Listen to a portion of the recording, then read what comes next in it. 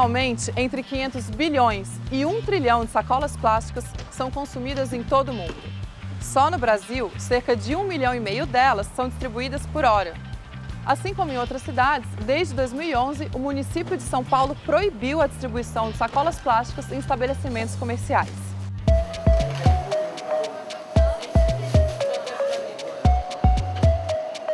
No quesito sacolas plásticas, o setor já vinha trabalhando uma forma de redução de sacolas muito antes da própria lei. O setor, no início da década de 2000, distribuía 17 bilhões de sacolas ano, isso falando de Brasil. Então era um volume excessivo e a gente, com uma responsabilidade como setor, vinha trabalhando já processos de diminuir a distribuição. E o uso da sacola reutilizável era uma delas.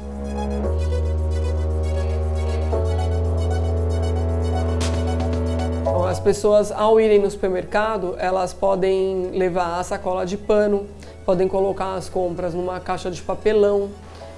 Realmente não é necessário utilizar a sacola plástica. O plástico demora algumas centenas de anos para se decompor na natureza. Estima-se que o canudo, por exemplo, que é pequeno, fino, etc., demore 400 anos. Algumas instituições trazem um dado de que o primeiro plástico feito no mundo, ele até hoje não se decompôs por completo por conta das micropartículas do plástico, né? Os microplásticos, esses demoram muito mais tempo para se decompor. A gente já sabe que o plástico, né, ele dura 500 anos na natureza, já tem várias mídias falando sobre isso. Então, assim, não dá mais para o plástico, não dá mais, não tem mais espaço. O que a gente vê são alternativas. Trocar as sacolas plásticas pela juta. A juta, né, ela, além dela ser ecológica, ela não usa agrotóxicos. Canudinhos tem que eliminar completamente.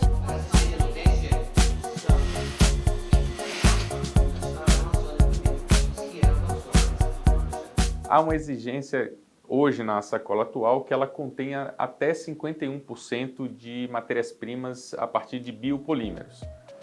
Não havia essa exigência nos tipos de sacolas anteriores à lei.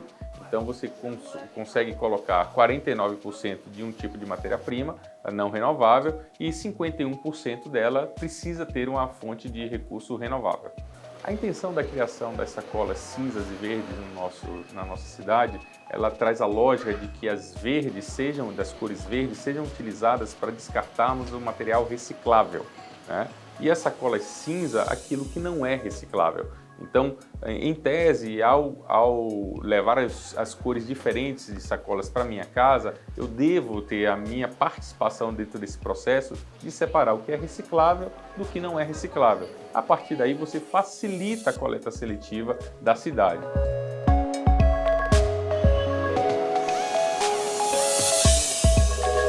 É muito fácil, muito tranquilo das pessoas reduzirem o consumo de plástico no dia a dia. Desde ao fazer compras, na escolha do produto, tem alimentos que eles vêm embalados um a um depois de um plástico maior, então evitar consumir esse tipo de alimento. Fruta hoje em dia está sendo vendida no supermercado numa caixinha de isopor com um plástico ao redor.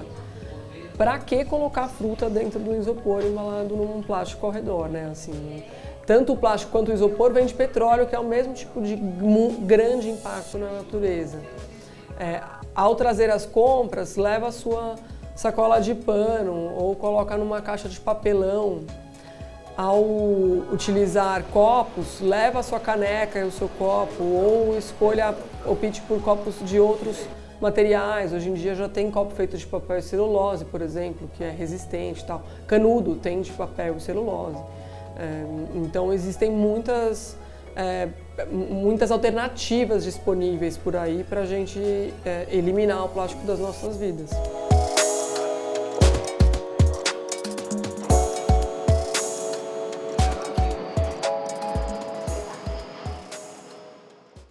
O Brasil é o quarto país do mundo que mais gera lixo plástico, ficando atrás apenas dos Estados Unidos, China e Índia. E depois disso tudo que a gente assistiu, o que mais pode ser feito, Sérgio, para tentar mudar essa realidade? Bom, certamente uma mudança no nosso comportamento, na nossa atitude, pois nós temos que entender que a gestão integrada de resíduos sólidos, Carol, ela passa pela não geração, pela redução do nosso consumo, pelas possibilidades de reutilização, de reciclagem, de tratamento, pois muitos materiais podem ser transformados, e, em último caso, da disposição final, de forma adequada, daquele lixo. O lixo é aquilo que não pode ser reutilizado, reciclado, transformado ou mesmo evitado em relação ao consumo.